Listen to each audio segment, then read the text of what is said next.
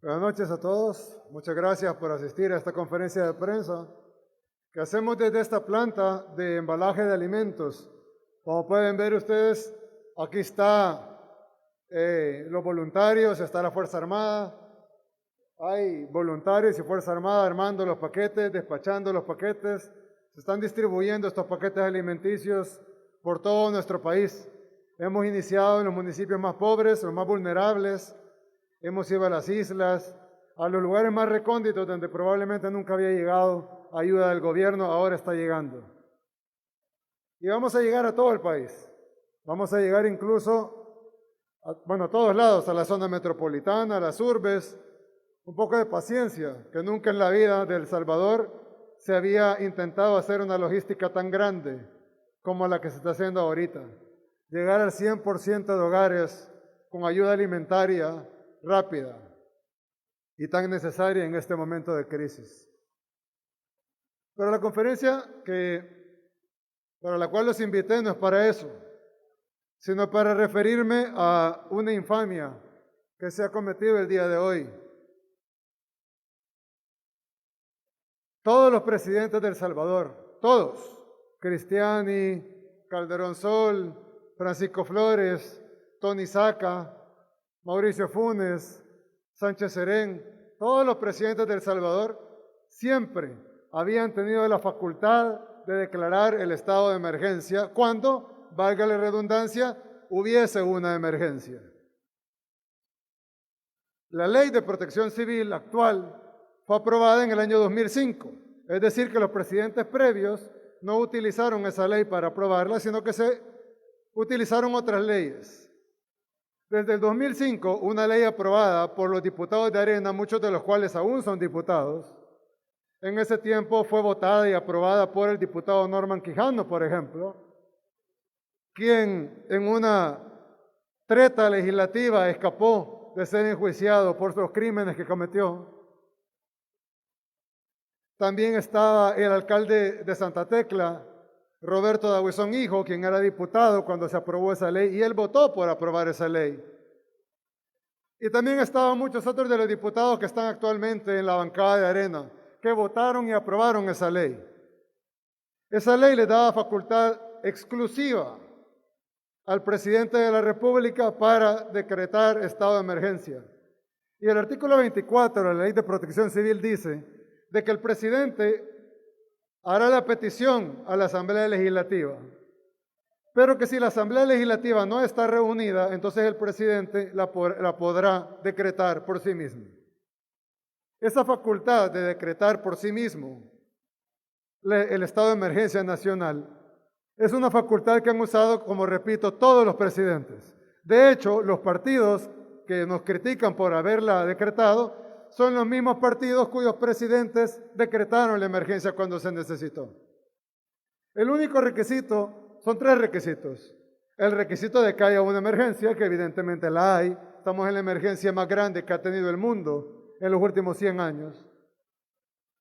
La segunda es que la Asamblea no estuviese reunida, y en el caso cuando la decretamos, que fue el sábado en la noche, la Asamblea no solo no estaba reunida, sino que no se querían reunir a pesar de múltiples intentos y convocatorias y llamamientos a que se reunieran, al menos para discutir la aprobación del decreto de emergencia nacional. Pero no se hizo.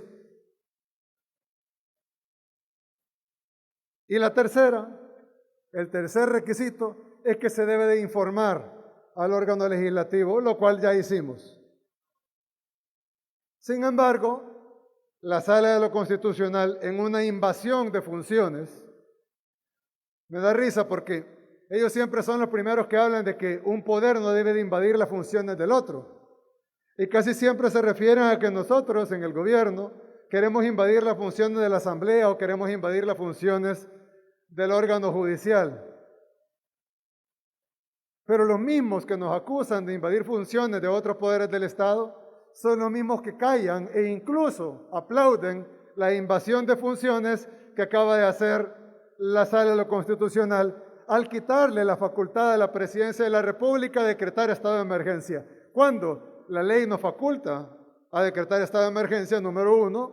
Número dos,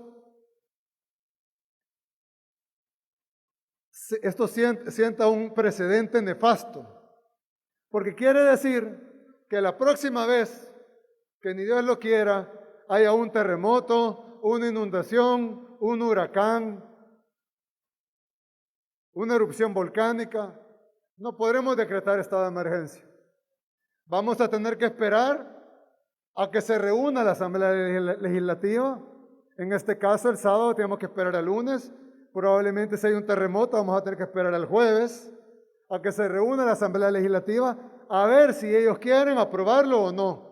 Porque esta es hora que aún no lo han aprobado. Es decir, no solo tenemos que esperar del sábado al lunes, sino que probablemente el martes, el miércoles, el jueves o tal vez para siempre. ¿Qué precedente más nefasto el que acaba de dictar la Sala de lo Constitucional? No solo nos quita la facultad tan importante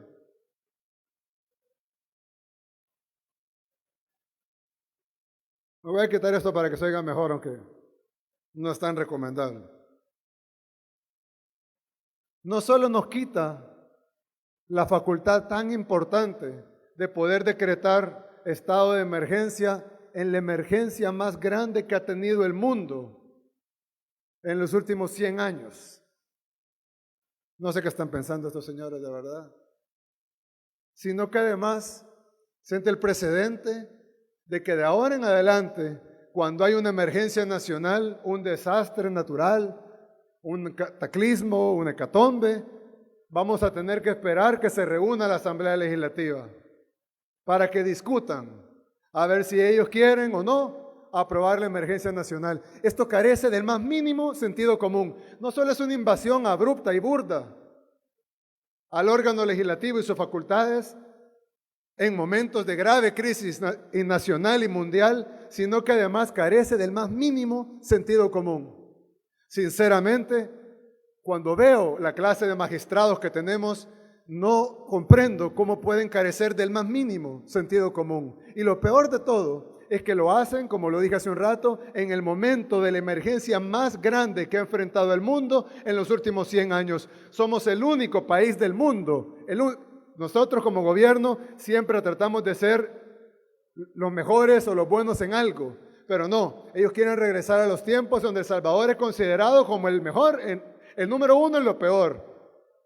Y ahora volvimos a eso. Somos el único país del mundo que no está en emergencia. El único país del mundo que por sentencia decretó que se acabó el COVID-19. Dirán algunos leguleyos o constitucionalistas, como se hacen llamar, y no tienen nada de constitucionalistas, sino todo lo contrario.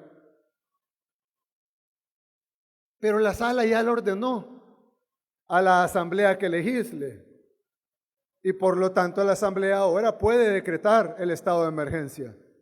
Pues no, porque la ley es clara. Solo el presidente de la República puede hacer la petición a la Asamblea Legislativa, y si la Asamblea Legislativa no está reunida, el presidente de la República lo puede hacer por sí mismo, de acuerdo al reporte del Director Nacional de Protección Civil. La Asamblea Legislativa no tiene ninguna facultad legal ni constitucional para decretar ningún estado de emergencia. Es decir, no solo la sala invadió funciones del legislativo, no solo nos quitó una herramienta fundamental para luchar contra la pandemia, no solo violó la ley, sino que además le está dando atribuciones a la Asamblea que no tiene.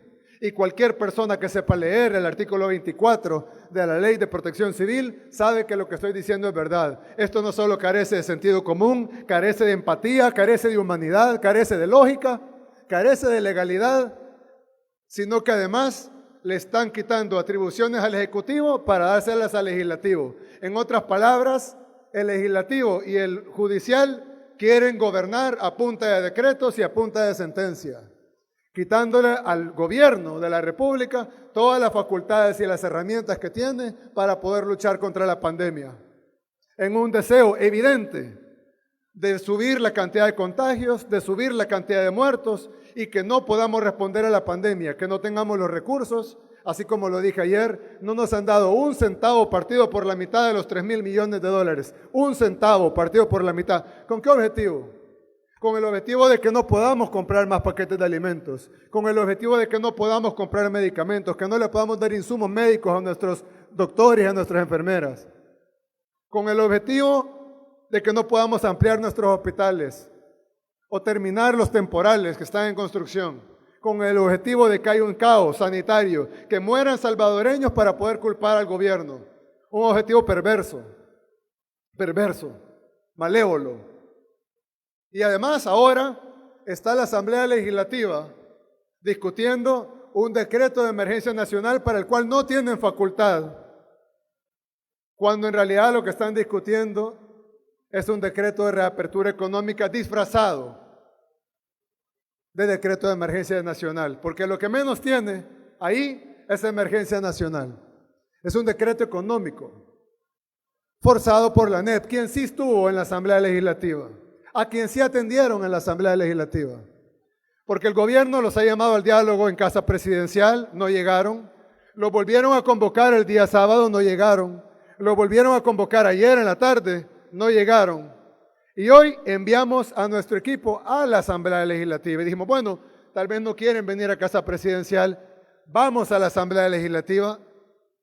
No los recibieron, pero sí recibieron a la ANEP.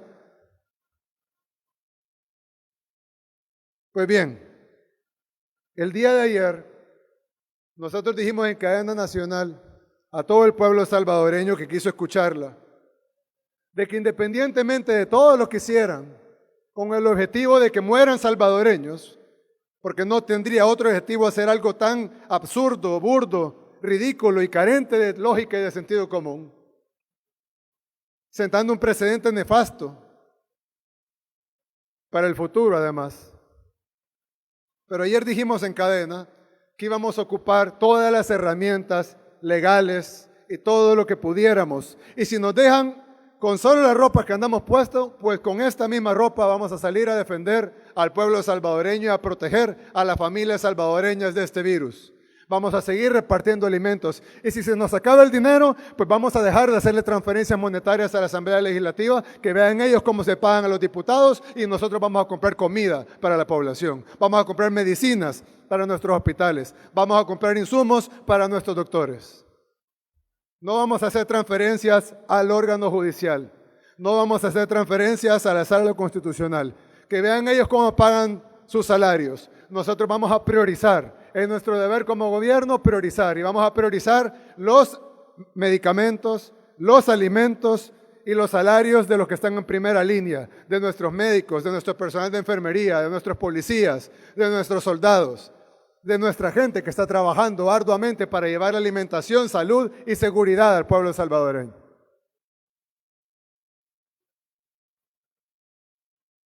Pero después de esta bofetada que hemos recibido de los otros dos poderes del Estado, no vamos a contestar, bueno, verbalmente sí, pero ese es un derecho a la libertad de expresión que no tengo yo como presidente, tiene cualquier salvadoreño como ciudadano, decir lo que piensa.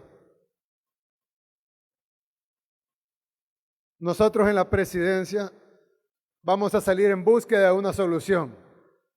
Este día, mientras los diputados se reunían con la ANEP, nosotros nos reunimos con los empresarios más grandes del país y llegamos a un entendimiento. Un entendimiento que es lo que, con lo poco que nos han dejado, es a lo que logramos llegar.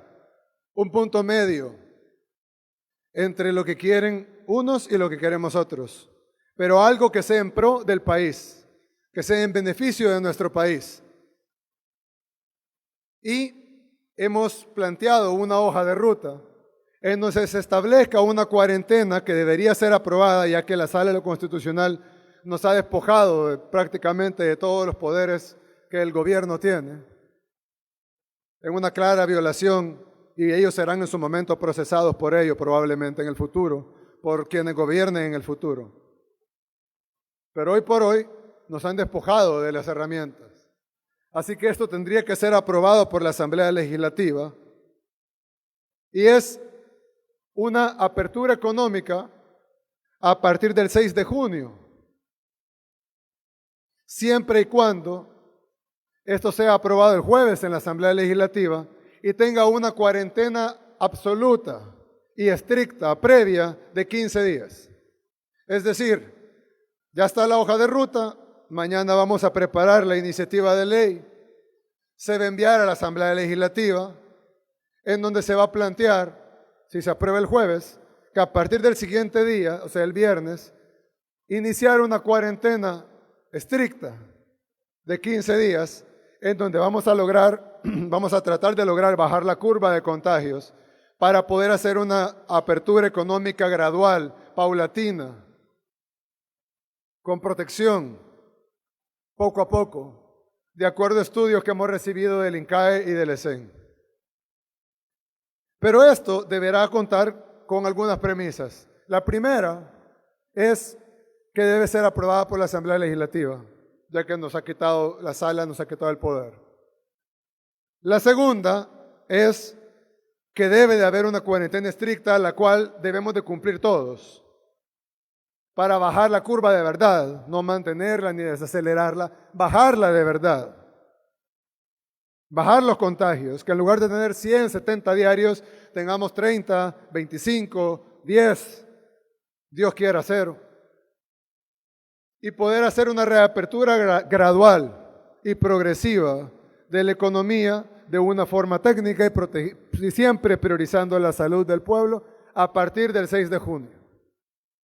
De lo contrario, si los diputados se enfrascan en estas discusiones estériles y en aprobar estas leyes inconstitucionales bajo el auspicio inconstitucional e ilegal de la Sala de lo Constitucional de la Corte Suprema de Justicia, pues entonces, con las pocas herramientas que nos han dejado, nosotros vamos a tratar de seguir protegiendo al pueblo salvadoreño con las uñas, si es necesario, respetando la institucionalidad del país, respetando el Estado de Derecho, respetando la institucionalidad democrática, pero haciendo hincapié, ya que la democracia y las libertades me dan la libertad de expresión y de decir esto que estoy diciendo, de que quienes están entrometiendo en las atribuciones y en las facultades del gobierno es el órgano judicial y el órgano legislativo. ¿No me creen a mí? Lean el artículo 24 de la Ley de Protección Civil y díganme si el presidente de la República no está facultado para decretar estado de emergencia. O retrotráiganse a los presidentes anteriores. Ustedes mismos, los medios de comunicación, tienen los videos cuando los presidentes anteriores decretaron estado de emergencia sin pasar por la Asamblea Legislativa. ¿Por qué ahora no se puede ya? ¿Por qué se podía con los presidentes de Arena? ¿Por qué se podía con los presidentes del Frente? Quienes los sacos no llegaban a sus destinatarios reales, sino que llegaban a otros destinatarios, ahí sí se podía decretar en emergencia nacional. Nosotros que llevamos los sacos a sus verdaderos destinatarios, que es el pueblo salvadoreño, ahora ya no se puede decretar emergencia nacional, con el agravante que estamos en la emergencia más grande que ha enfrentado nuestro país en su historia, la emergencia más grande que ha enfrentado el mundo en los últimos 100 años. Así que, 3 anuncios. Número 1, vamos a acatar la resolución, aunque la consideramos totalmente violatoria de la misma Constitución, de las leyes de la República, del Estado de Derecho, y la consideramos una intromisión del órgano judicial en el órgano legislativo y además dándole facultades al legislativo que no tiene por ley. La segunda es que el órgano legislativo está tratando de crear legislación que es violatoria de nuestro marco constitucional, de nuestro Estado de Derecho, y que evidentemente esta ley será vetada aunque pase por 84 votos. Y nos vamos a tomar el tiempo necesario para analizarla y vetarla, todo el tiempo que la Constitución nos da. Porque hasta ahora, los únicos que estamos demostrando que respetamos la Constitución somos nosotros. Por eso vamos a acatar las medidas. Pero ellos no están respetando la Constitución y las leyes, si no hubieran respetado nuestras leyes de protección civil. Esa es la segunda. Que quienes están entrometiendo son ellos. Y que esto que hagan va a ser vetado. Y la tercera es que vamos a poner una propuesta, la cual ha sido ya consensuada con un grupo muy representativo del gran empresariado nacional. Y digo del gran empresariado porque sé que la mayoría de pequeños, medianos, microempresarios y la gran mayoría del pueblo salvadoreño, no lo digo yo, lo dicen todas las encuestas de opinión pública de todas las casas encuestadoras existentes, está con el gobierno y con lo que el gobierno está haciendo para ellos. Porque ellos saben que el gobierno está luchando por las tres cosas básicas que dijimos ayer en la cadena nacional. Por la salud del pueblo, por la seguridad del pueblo y por la alimentación del pueblo. Ahora, puestos en esta posición, vamos a tener que seguir luchando por esas tres cosas, pero desde una posición de debilidad. Una posición sin recursos, porque nos han detenido hasta el último centavo, no hemos podido tocar un centavo partido por la mitad de los 3.000 millones de dólares. Sin herramientas legales, no renovaron el régimen de excepción, no van a renovar la ley de cuarentena, dejaron vencer el estado de emergencia, aprobamos nosotros un estado de emergencia como dice la ley y la sala lo acaba de quitar como una medida cautelar. Así que nos toca luchar con lo que nos queda, con lo poco que nos dejaron. Y vamos a hacerlo así. Así que nosotros le ofrecemos al empresariado nacional, y se lo dijimos hoy, a una parte muy representativa del empresariado nacional, una apertura gradual, de acuerdo a los estudios del INCAE, a partir del 6 de junio, siempre y cuando la Asamblea Legislativa apruebe una ley de cuarentena estricta y completa el jueves para que surte efectos desde el viernes, que es donde termina la cuarentena actual, hasta 15 días después, es decir, el 5 de junio. Y entonces el 6 de junio podemos pensar, y yo puedo ponerlo con mi firma en el mismo decreto, para empezar una apertura gradual de la economía.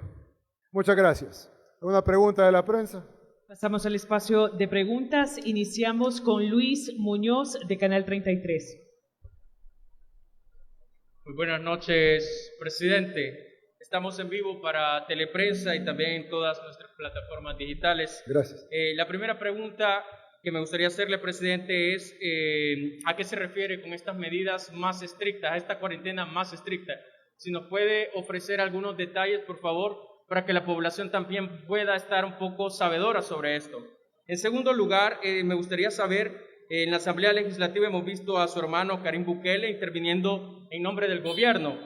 Nos gustaría saber qué cargo tiene su hermano y si considera que eso no es nepotismo, presidente. Y ¿considera usted que el país está preparado para poder enfrentar un aislamiento, ya que ha sufrido algunos ataques, por decirlo así, u opiniones que se han generado por parte de algunos sectores de derechos humanos? Y una última, presidente. ¿De derechos humanos?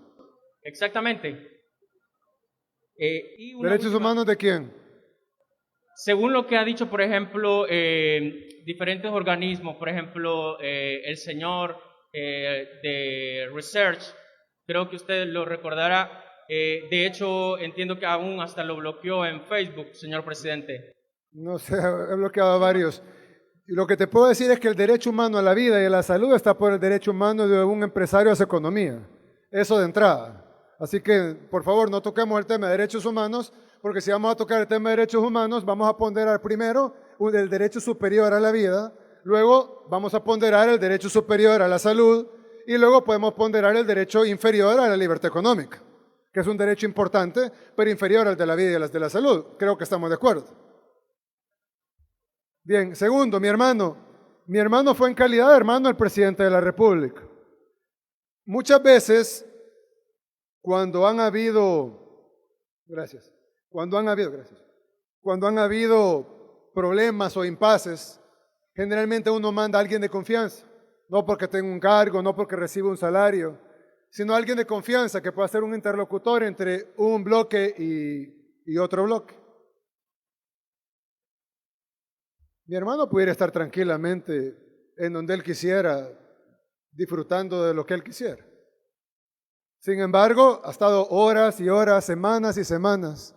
Incluso el expresidente de ANEP, Luis Cardenal, dijo en una entrevista televisiva, por cierto, está en la televisión grabada, para los que no la vieron, de que se había reunido 3 semanas desarrollando un plan económico y que no se habían puesto de acuerdo, que se habían gritado un par de veces, que se habían levantado la voz, que las reuniones se habían puesto tensas, pero sin embargo que lo que los unía era el deseo de ver que nuestro país mejorara y llegar a un acuerdo. Lastimosamente, Luis Cardenal dejó la presidencia del ENEP y llegó este personaje oscuro y nefasto, cuya única intención no solo es el dinero. La gente piensa que su intención es el dinero, ojo. Eso está mal, pero no solo es eso. Su intención es ver a este país colapsar. Y lo digo con propiedad. Y lo digo porque él incluso está dando órdenes a Arena.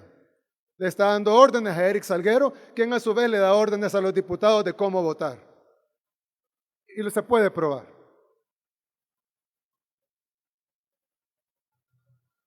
Nepotismo es contratar a alguien, él no trabaja en el gobierno, no tiene cargo en el gobierno, mucho menos salario, viáticos ni nada.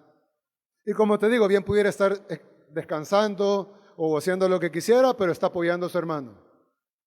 En este momento, yo en lo personal siento que necesito toda la ayuda que me pudieran dar y más de alguien que confío como mi hermano. Si a alguien no le gusta, pues que se aguante. En 4 años pueden votar por otro presidente y se acabó. Ahí él va a ver si llama a su hermano o no. A diferencia del presidente anterior que puso a su hermano de representante del BESI ganando $20,000 mensuales. Eso es nepotismo. El mismo expresidente que me acusa a mí de pedirle ayuda gratuita a mi hermano, puso a su hermano de representante de El Salvador en el BESI ganando $20,000 mensuales. Estuvo ahí 10 años, los 10 años del frente. Y ganó en los 10 años solo de salario, sin incluir viáticos, gastos de representación, etcétera, ganó $2.4 millones de salario. Eso ganó el hermano del expresidente Funes. $2.4 millones de salario en el Banco Centroamericano de Integración Económica como representante de El Salvador, puesto por Funes, y lo mantuvo Sánchez Serén los 5 años. Y esa gente es la que está acusándome a mí de nepotismo porque mi hermano me ayude en pandemia, en una emergencia mundial, gratuitamente. O sea, no hace falta ser cínico, hace falta no tener cara para poder criticar a alguien que trabaja de gratis en pandemia, ayudándole a su hermano a buscar acuerdos con gente que es casi imposible acordar algo, cuando esa misma persona puso a su hermano a ganar $2.4 millones del dinero de los salvadoreños, porque el Banco Centroamericano de Integración Económica funciona con el dinero de los que fundamos el banco, entre ellos El Salvador. En eso. Y en el otro tema, básicamente es el mismo decreto 24 lo que estamos solicitando, mezclado con la ley de cuarentena que está vigente todavía. Queremos que se mezcle la ley de cuarentena con el decreto 24 ejecutivo, que es el que está vigente hasta el día 21, y que se haga una nueva legislación donde las restricciones serán las mismas. No habrán más restricciones que las que ya están enunciadas ahorita. Pero cuando digo que sea más estricta, me refiero en el sentido de que se cumpla de verdad. No como ahora, que de nada sirve tener el gobierno llamando a la gente que se quede en su casa y luego tenés a la oposición llamando a la gente que rompan la cuarentena. O a la Sala de lo Constitucional quitándonos las herramientas para hacer cumplir la cuarentena. O a muchos medios de comunicación diciéndole a la gente que no se preocupen que pueden salir porque las leyes de la cuarentena son ilegales. Queremos un acuerdo nacional, un pacto nacional, que todos nos vamos a poner de acuerdo en que 15 días vamos a hacer una cuarentena de verdad. Mismas restricciones legales, pero que la vamos a cumplir de verdad. No vamos a ir a la casa del amigo a una fiesta, no vamos a ir a platicar donde el vecino, vamos a cumplir la cuarentena de verdad, 15 días, vamos a bajar esa curva y entonces podemos empezar a abrir la economía. Ese fue el acuerdo y esas son las restricciones. ¿Cuáles son puntuales? Las mismas. ¿Cuál es la gran diferencia? Que esta vez todos los actores sociales y políticos y de las fuerzas vivas del país deben de comprometerse a hacer un llamado a la población a que se cumpla de verdad, para que la población que nos adversa y que no nos escucha, tal vez los escuche a ellos y se queden en la casa guardando su salud y la de su familia. Antonio Valladares, de Canal 2. Buenas noches, presidente. Yo tengo un par de preguntas. Una, usted hablaba un poco acerca de suspender el salario o dejar de darle fondos tanto al órgano judicial y también a la Sala de lo Constitucional. Pero hace poco también hablaba el mismo presidente de la Asamblea Legislativa, Mario Ponce, quien aseguraba que de hecho el gobierno, el Estado, ya no tiene para retribuir a todos los empleados públicos. ¿Cómo se mantiene esa situación? ¿De dónde se van a obtener los fondos? Entendemos que son más de 360 millones que no ha percibido Hacienda durante el último mes. Y si sumamos lo que ya se venía bajando, pues incrementa mucho más. ¿Cómo se va a mantener entonces la seguridad laboral y de sueldos de los empleados públicos? Otra es también cómo podemos interpretar las palabras del secretario privado de la presidencia, cuando dijo que sí llegaron a la asamblea, que de hecho se reunieron con los diputados, pero al final dicen que no estaban reunidas, la catalogaron como que la asamblea no estaba reunida, pero ellos aseguraron en la conferencia que cuando llegaron sí estaban y fueron atendidos. Otra también es cuál sería su respuesta al fiscal, quien hace un llamado y de hecho fue admitida la demanda presentada por el Ministerio Público por supuestamente violar el orden constitucional, y cuáles son los planes de reactivación, cuáles serían los primeros sectores productivos que iniciarían labores. Bien, en primer lugar, tú mismo diste la respuesta en la primera pregunta. Nosotros hemos enfrentado no solo la pandemia, hemos reconstruido toda la red de hospitales públicos, 28 millones de dólares. Hemos comprado medicamentos, hemos comprado insumos médicos, le hemos dado bonos de $300 al sector más vulnerable de la población. Hemos contratado miles de nuevos trabajadores de la salud. Hemos terminado hospitales temporales. Alguien dice, ¿por qué no han hecho hospitales temporales? Ya terminamos el hospital temporal de Jiquilisco, ya terminamos el hospital temporal de Tecoluca, ya terminamos el hospital temporal que se va a convertir en permanente, donde estaba el Hotel Siesta, que ahora va a ser el Hospital La Ceiba. Ya terminamos el hospital permanente de la Segunda Brigada de la Fuerza Aérea en el aeropuerto Comalapa. Y estamos construyendo el hospital de Circo, que son 3 etapas. El pabellón grande, donde estarán la mayoría de UCIs, los demás pabellones, donde estarán las demás UCIs, y la última etapa, que es la de afuera, que es la que dice, ¿por qué no termina de afuera? Porque es la tercera etapa, donde van las que no son UCIs, sino que son las camas de tratamiento intermedio. Tratando de que el sistema nunca colapse. Y cuando vaya colapsando, venga el ingreso de nuevas camas y nuevos aparatos. Vaya colapsando, venga el ingreso de nuevas camas y nuevos aparatos, a manera de que no colapsemos como ha colapsado todo el primer mundo.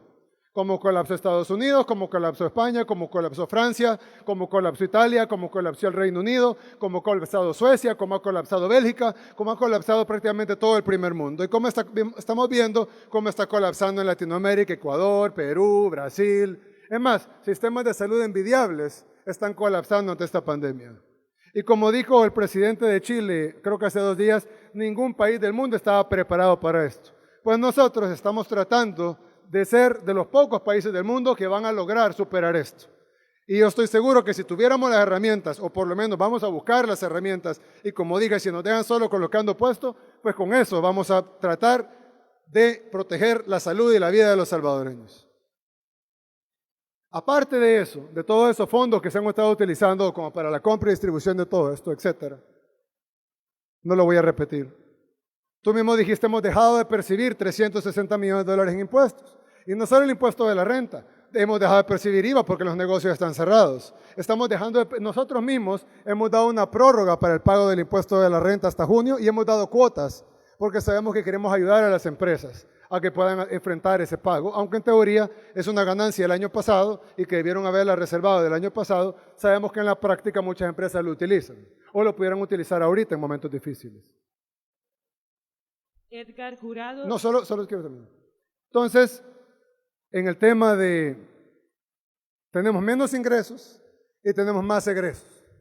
Es por eso que solicitamos un financiamiento, al igual que todos los países del mundo. Somos el único país del mundo que no tiene financiamiento para el COVID.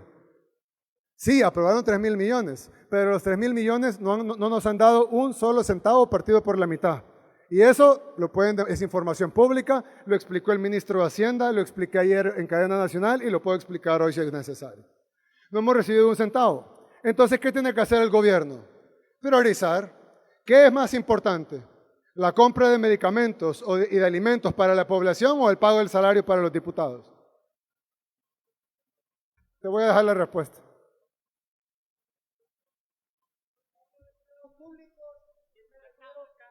Cuando hablo de empleados públicos me refiero Vamos a a pagarle primero a los empleados públicos que a los diputados. Edgar Jurado, de Canal 19.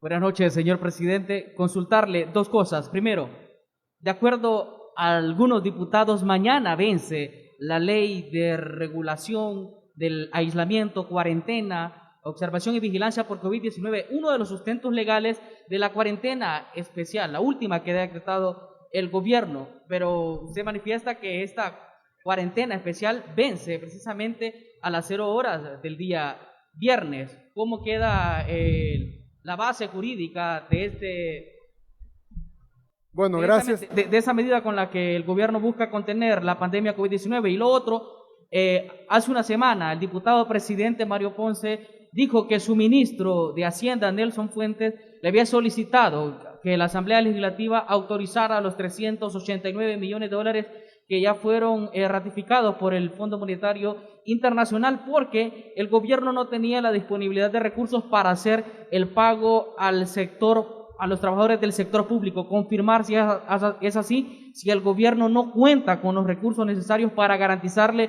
el salario al sector público de nuestro país, y de ahí también conocer por qué es importante de que se le autoricen los préstamos que la Asamblea Legislativa ya tiene. Tú lo acabas de contestar. Es que realmente a mí me causa un poco no me causa risa porque me causa preocupación a la vez, pero si fuera una película me causara risa. Es decir, le quitan los recursos al Estado y luego le piden recursos al Estado y luego baja la recaudación del Estado, porque evidentemente le hemos bajado para poder salvaguardar la vida de la población. Suben los gastos del Estado porque tenemos que reconstruir la red pública de hospitales que no se reconstruye en 30 años. Tenemos que contratar personal de salud, pagar los hoteles de cuarentena, dar cientos de miles de platos de comida que hemos dado a miles de personas que han estado en cuarentena, comprar insumos médicos, construir hospitales temporales, atender la pandemia. Y luego resulta que no nos quieren dar recursos. ¿Y que por qué necesitamos la aprobación de los préstamos? Somos el único país, Estados Unidos, que puede imprimir su moneda, nosotros no. Estados Unidos, que puede imprimir su moneda, acaba de prestar solo para los primeros 4 meses del año, el 20% del PIB. Ojo, no estoy hablando de millones o billones de dólares, porque alguien va a decir la economía de Estados Unidos es más grande que la de El Salvador. No, Estados Unidos ha prestado para los primeros 4 meses del año el 20% de su Producto Interno Bruto. Nosotros hemos solicitado el 10% para todo el año. No el 20% para 4 meses, el 10% para todo el año. De eso se autorizó, pero no se ratificó. Es decir, el juego de la Asamblea es votar, así como hicieron con la fase 2 del Plan Control Territorial, que autorizaron el préstamo en diciembre, pero estamos en mayo y no hemos recibido un centavo. Porque ellos siempre hacen el juego de autorizar, levantan la mano, ustedes le publican, Asamblea autoriza préstamo, y luego no lo ratifican, y ustedes no publican, Asamblea no ratifica préstamo. Entonces el Estado no recibe un centavo, pero parece que los diputados nos han autorizado dinero. Cuando hasta hoy, ni para el Plan Control Territorial, ni para el COVID-19, la Asamblea no nos ha autorizado un solo centavo de esos préstamos. Estamos pidiendo que de los 3.000 supuestos millones que nos iban a dar, que nos autoricen 390 millones, de los cuales por su propio decreto el 30% se va para las alcaldías, quedándole al gobierno 260 millones, de los cuales tiene que pagarle a la Corte Suprema de Justicia, a la Asamblea Legislativa, a la Corte de Cuentas, a la Fiscalía General de la República, a la Procuraduría General de la República, a la Procuraduría para la Defensa de los Derechos Humanos, a la Corte de Cuentas y el FODE de las 262 alcaldías también.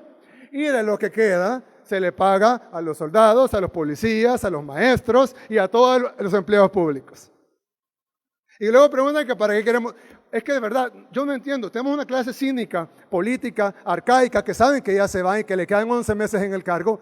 Pero hombre, yo creo que todos los salvadoreños debemos de estar a la altura de saber que el tipo de escoria que tenemos ahí. Y yo creo que ustedes, como medios de comunicación, están obligados a hacer una labor social de informar a la ciudadanía.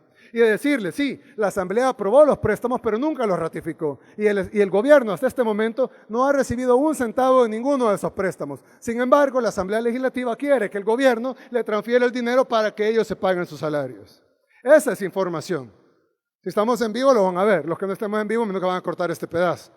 Fuera bueno que lo pusieran, también para que el pueblo salvadoreño se informara de lo que está pasando en el país. Otro tema que es importante, que hiciste la pregunta, la cuarentena actual termina el 21, porque ese decreto no ha sido declarado inconstitucional aún. por la Sala Constitucional de la Corte Suprema de Justicia.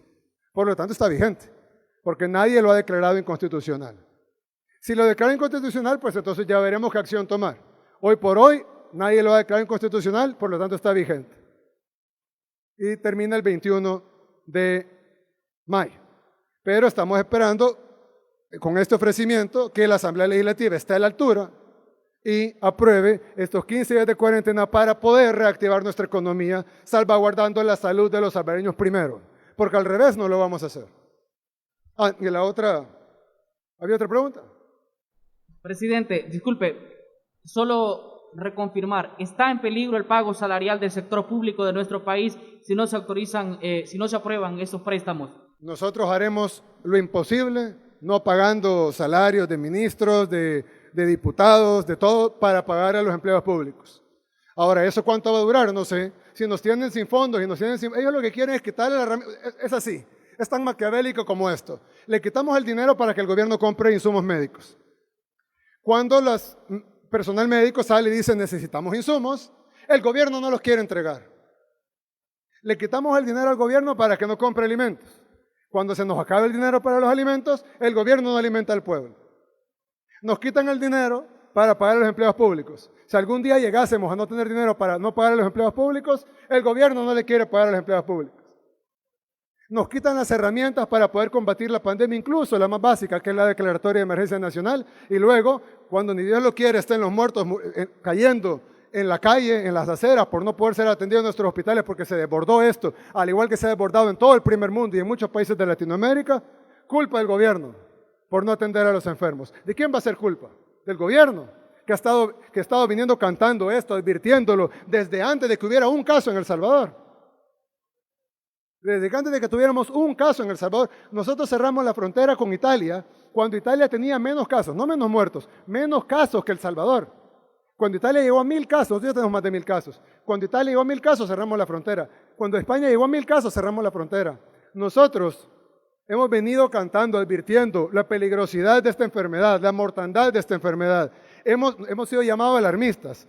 Hemos pedido los recursos a tiempo, nos hemos asesorado no solo los expertos mundiales, sino además del personal médico, que ellos mismos, a falta de cobertura de los medios, han tenido que hacer sus propios videos y subirlos a redes sociales. Los médicos del Bloom, los médicos del Rosales, los médicos del San Rafael, ellos mismos han hecho sus propios videos y los han subido a las redes sociales, pidiendo, exigiendo a los diputados que les den los recursos, tanto para mantener la cuarentena, como los recursos que se necesitan en nuestros hospitales. Entonces, para contestar tu pregunta, nosotros vamos a utilizar hasta el último centavo que tengamos para protegerlos a ellos, para proteger al pueblo salvadoreño, despojando, por supuesto, a cualquier funcionario público de sus salarios si es necesario. ¿Hasta dónde va a llegar eso? Dios lo dirá. Yo estoy seguro que Dios nos va a proveer al final. Pero mientras tanto, la responsabilidad está en los diputados que tienen ahí autorizado. Decían que le íbamos a conseguir alto interés. Conseguimos fondos del Fondo Monetario, del Banco Mundial, del BID, del BESI, al 2% de interés, al 2% de interés. ¿Por qué no lo quieren aprobar? ¿No lo aprobaron primero? ¿Por qué no lo quieren ratificar? La tasa es muy alta, es la tasa más baja que se puede conseguir, 2% anual. No hay emergencia, no hay necesidad. Es un plan maquiavélico de dejar sin nada, sin dinero, sin recursos, sin herramientas al Estado, hacer que colapse nuestro país y después poner el dedo acusador de que fue el gobierno el culpable de la mortandad de los salvadoreños. Pues nosotros no lo vamos a permitir. Escuchamos la última intervención por Nelson Rauda de El Faro. Buenas noches, presidente. Dos preguntas. Uno, usted dijo que se reunió con representantes del gran empresariado del país. Usted hace pocos días desconoció a Javier Simán como presidente de la ANEP. ¿Con qué representantes se reunió? Si nos puede decir nombres de esos representantes con los que se reunió. Y la segunda es la propuesta que se discute en la Asamblea, esta que usted ha llamado, que es una reapertura económica disfrazada. Esa lleva la venia de la ANEP, lleva la aprobación de la ANEP que representa a esos grandes empresariados. Entonces, ¿quién dice? ¿Tú? La Asociación Nacional de la Empresa Privada es el nombre. Pero yo tengo empresas privadas y no me siento representado por la ANEP. Bueno, es posible, pero ellos son la gremial más grande del país. Entonces, en esa... Ni siquiera son una gremial, son una federación de gremiales. Bueno, de hecho, ellos no tienen miembros directos. Sus miembros son las gremiales. Ellos no tienen miembros directos. Más allá del no hay ni una sola empresa miembro de la ANEP. Más allá del tecnicismo, presidente, esa propuesta que puso la ANEP en Es que para que formules tu pregunta bien, porque la ANEP no tiene ningún miembro que sea empresario, más que su presidente. Pero es la representante de la empresa privada nacional así reconocida históricamente, pues, bueno, ¿Por quién? porque así ha sido en la historia, pero no es el punto de mi pregunta, presidente. Bueno, ¿cuál es el punto entonces? El punto es que ese acuerdo medio este acuerdo medio que usted menciona hoy es una concesión de su gobierno ante el fallo de la sala, ante la coyuntura en la asamblea, la conjunción de partidos en la asamblea y la presión de las empresas, porque ayer usted en el mensaje a la nación decía no es momento de abrir la economía. No, hoy no lo es. Claro, entonces le pregunto si este acuerdo medio que usted menciona de la cuarentena de 15 días y apertura el 6 de junio es una concesión de su gobierno ante esa presión. Esas dos preguntas. Ok, número uno, la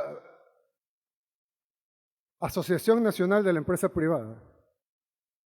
Para poner el nombre correcto, y se llaman ellos. Pues yo le pudiera poner Asociación Unida de Todos los Hombres Felices, y no quiere decir que todos los hombres felices son parte de mi asociación. Pero bien, nosotros trabajamos durante 3 semanas un acuerdo con la ANEP, con su expresidente Luis Cardenal. Él mismo salió y lo dijo. Dijo que no era un acuerdo perfecto, pero que era un buen acuerdo y que iba a servir mucho para el país. Hasta ahora, eso incluía varias cosas. Incluía $100 millones para el sector informal, para poder reactivar al sector informal que provee el 70% de los empleos de este país. Incluía $140 millones. Este fue el acuerdo que hicimos con la ANEP antes del actual presidente. $140 millones para pagar el 50% de la planilla de todas las micro, pequeñas y medianas, no las grandes, las micro, pequeñas y medianas empresas durante 2 meses. Todas, las formales. Las informales 100 millones. Para las formales 140 millones. Pagarles por 2 meses el 50% de la planilla completa de las micros, pequeñas y medianas empresas. Incluía $360 millones para un fideicomiso para hacer créditos a todas las empresas del país para poder reactivarse económicamente. Restaurantes que han tenido que cerrar, salones de belleza que han tenido que cerrar, poder darles un crédito y que se puedan reabrir. El ingenio humano está, el talento humano está. Tenemos un bache económico producto de una pandemia que ha destruido las economías del primer mundo. El desempleo en Estados Unidos está llegando al 20%. Y ni siquiera se asoma el fin de la pandemia todavía. Incluía 360 millones para eso, 300 millones para el pago adelantado de los proveedores del Estado y poder inyectarle a la economía del país, y $100 millones para la devolución de IVA a todos los exportadores del país. Y eso iba a beneficiar a la ASI, a Coexport, a Camtex y a todas las gremiales y a todas las empresas aún no agremiadas, esas sí son gremiales. A todas las gremiales y a todas las empresas que exportan en El Salvador, sean pequeñas, medianas o grandes.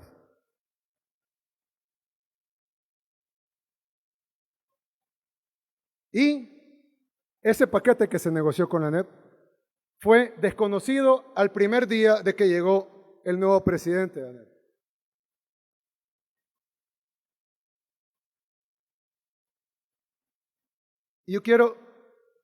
Y hay otra cosa muy importante. Esta persona, quien es familiar de quien fundó tu periódico, y tú lo sabes, Simán, ¿o no? ¿Sí o no? Sí. Ok, Simán, que fundó tu periódico. De hecho, cuando ustedes publicaron una nota de FUSAID donde está el hermano de Simán, tuvieron que bajarla y pedir disculpas porque habían encontrado que habían enviado millones de dólares offshore a un paraíso fiscal para evadir impuestos en El Salvador, y fue el hermano del presidente de la ANEP, familiares ambos del fundador de tu periódico, y tuvieron que pedir disculpas, incluso despidieron a su director editorial de tu periódico. Sí, tu periódico, tú lo mencionaste, ¿no? Así te presentaron, si no presentaste de otra empresa. Bueno, fue tu periódico. Este personaje, quien todo el mundo conoce sus aspiraciones políticas, no representa a la empresa privada ni representa los intereses de la empresa privada, porque su interés no es de que la empresa privada le vaya bien. Nosotros tenemos interés de que a la empresa privada le vaya bien. Los empresarios tienen interés que a la empresa privada le vaya bien. Los trabajadores de la empresa privada tienen interés de que a la empresa privada le vaya bien. A los que amamos nuestro país nos interesa que a la empresa privada le vaya bien. A él no. Su agenda es el caos. El caos sanitario, el caos financiero, el caos fiscal y el caos incluso económico, para poder salir como El Salvador de la economía. cuando lo único que está haciendo es destruyéndola. Así que igual que hicimos con Gustavo López Davison, nosotros dijimos, nosotros, el gobierno, desconocemos a él como representante de ellos. No estamos desconociendo a la empresa privada. La empresa privada es el motor de la economía nacional. La empresa privada ha demostrado ser la forma más eficaz para generar riqueza.